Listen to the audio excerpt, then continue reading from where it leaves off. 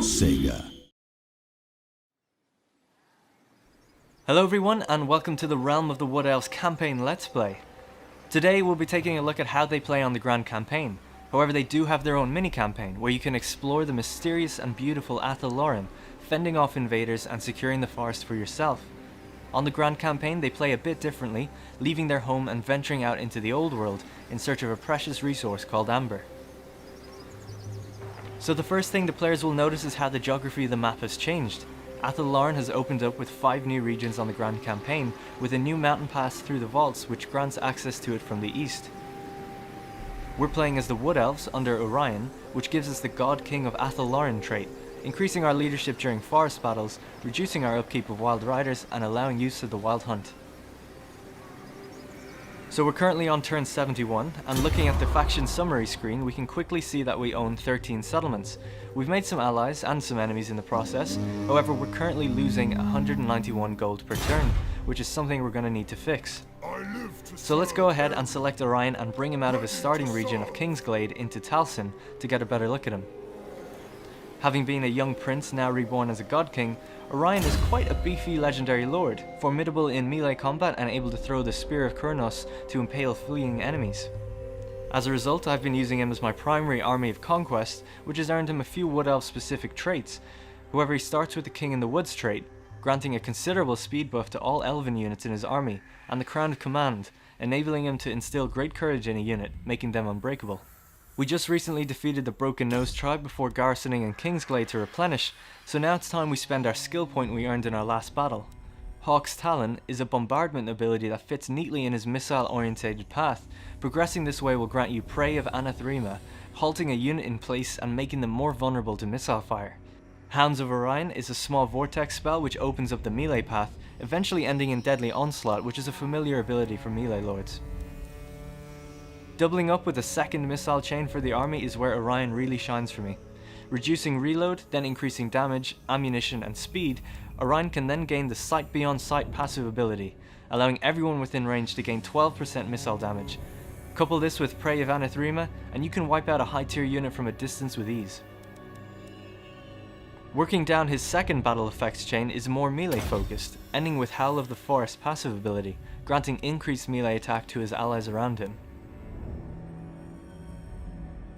Lastly, Orion's campaign effects fall largely in line with other legendary lords, granting increased range, item drop chance, replenishment rates, and lightning strike battles.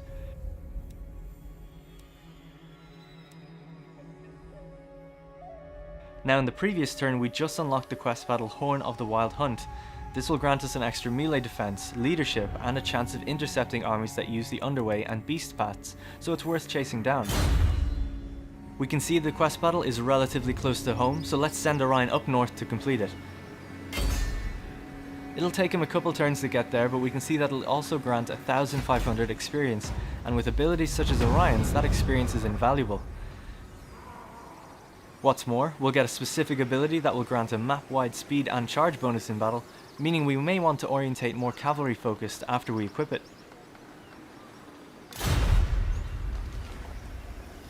Now as I mentioned before, Lauren is split into 5 regions between different elven factions: Waterfall Palace, Val's Anvil, Crag Halls of Findal, and Kingsglade.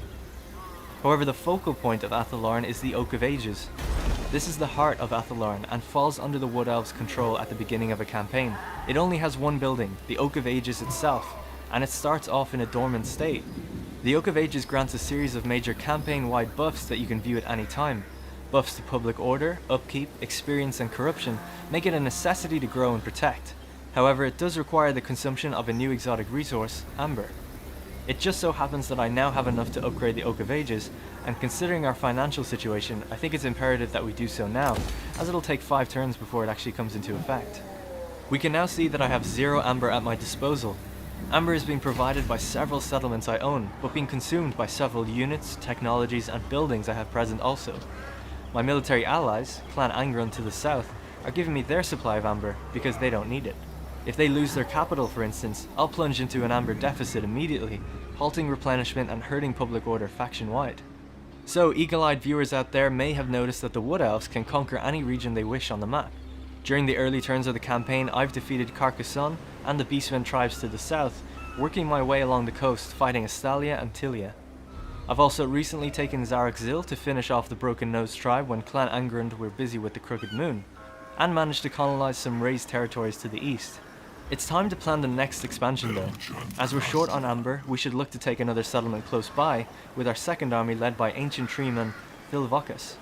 Now the Wood Elves cannot issue commandments in provinces, so we really have complete liberty with where we want to capture. However, Zavorak is the next obvious choice to take if we want to protect Clan Angrund south. It's a little bit out of the way though, and we are in a hurry. So what we'll do is use the world routes. The world routes stem from the Oak of Ages and spread out across the old world.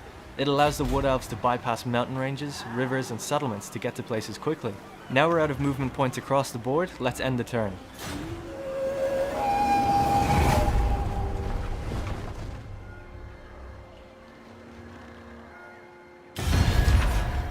It seems Bordelot want a defensive alliance, but they are currently at war with Arguillan, another Wood Elf faction led by Durthu.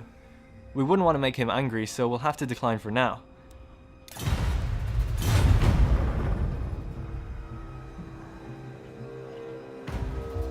Funnily enough, Bretonnia have confederated with Bordelot now, combining their strength. We've lost our trade, furthering our negative income. We still have good relations, and I think we'd like to keep it that way for the time being. Time to move Orion closer to the quest battle. He's still one turn away and has space in his army for another unit. Isrostat, a branch right to the north that I've been leveling up, would be the perfect addition to his army to cast some Lore of Shadow spells in battle, so we'll pull him down to the south to join Orion.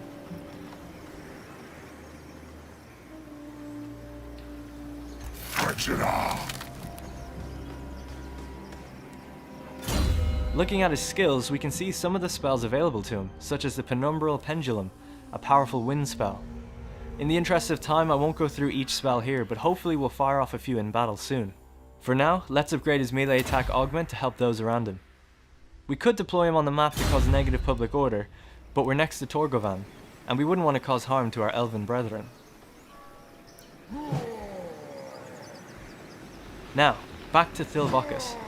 It's time to climb out of the world routes and attack Zavorak, waging war on the border princes. Clan Angrund should join us on this one.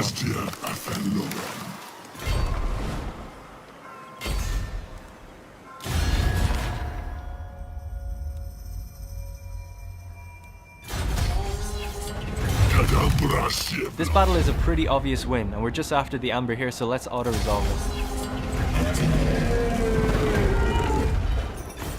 Now we can either occupy through seeding or raise the town.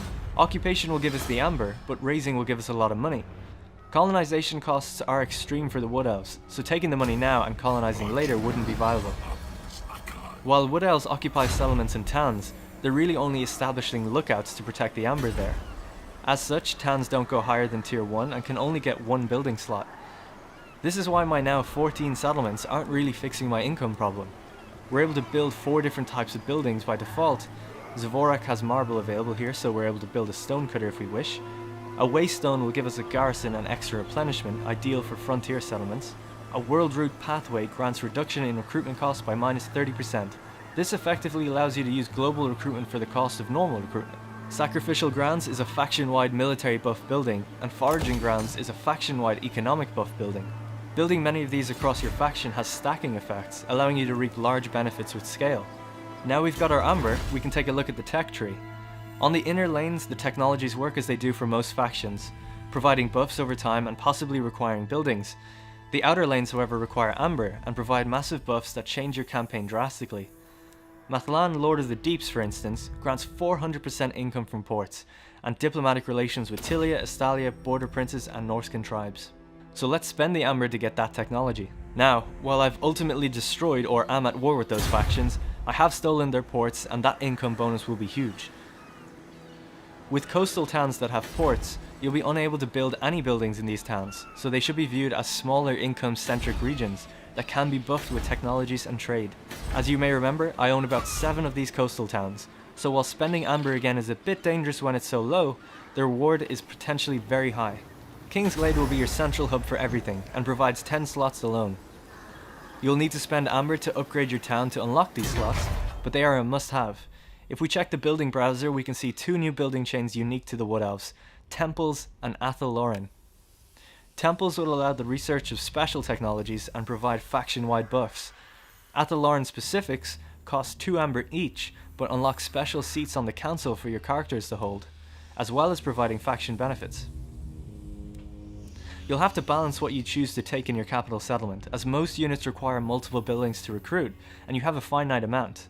You could always wage war on your elven kin and gain a second 10-slot settlement, or confederate if the option is available to go about it peacefully. That option is made available when you upgrade the Oak of Ages to tier 3.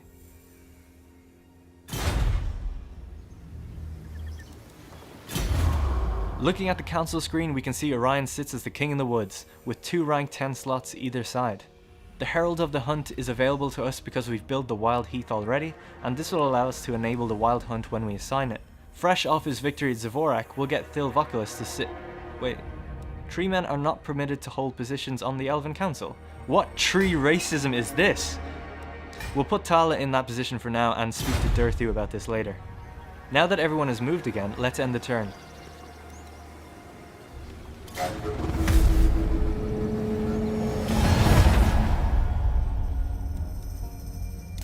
Sorry Clan Angrund, you'll have to hold them off yourselves for now. Hopefully they can last until we're done with the quest battle and border princes, and then we'll consider it. Ah, interesting. Widrioth want to form an alliance. They're at war with the Crooked Moon right now and have been losing ever so slightly, so rather sinisterly, I'm hoping that they die so I can take back their town for myself. Ah, so our technology has been researched and now we're comfortably making money, enough to raise a whole new army if we need to.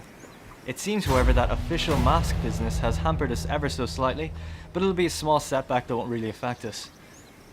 Now, it's finally time to join Isrostas and Orion and prepare for battle.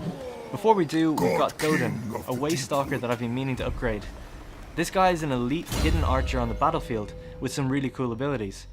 Using his own upgrades, combined with Orion's powerful missile damage augments, we could make this Waystalker single-handedly take down a Cygor.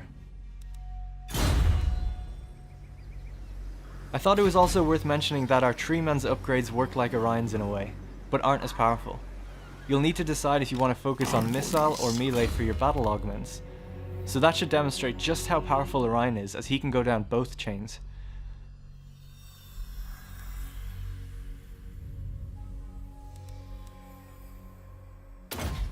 Right, so let's merge these guys and retrieve the Horn of the Wild Hunt. I thirst for the hunt. Setting forth. The Hunter. Oka Venium Arbis. Now that's all for this campaign Let's Play. It's also worth mentioning that we played as the Wood Elves with Orion. You can play as Arguillan under Durthu. Durthu leans more heavily on the forest tree spirits, so his council doesn't allow elves, and his amber units are elven. And yes, it's possible to co-op as both elven factions in both the Grand Campaign and the Mini Campaign. Be sure to subscribe to see what happens next during our Horn of the Wild Hunt battle Let's Play, and follow us on social media for all of the latest Total War news.